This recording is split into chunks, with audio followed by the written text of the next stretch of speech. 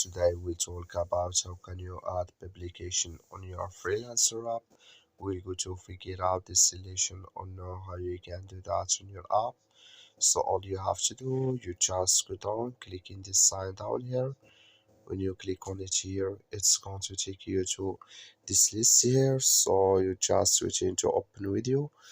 Then you click here on view profile here. So when you click here on view profile, it's going to take you to next step here. Then you click here on edit profile.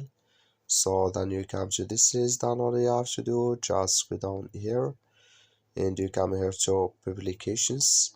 Click here on add publication here. So then here add all publication information. Click here on save changes. Then it's going to save with you. That's all you have to do. Thank you for watching. Don't forget to support us by liking and subscribe.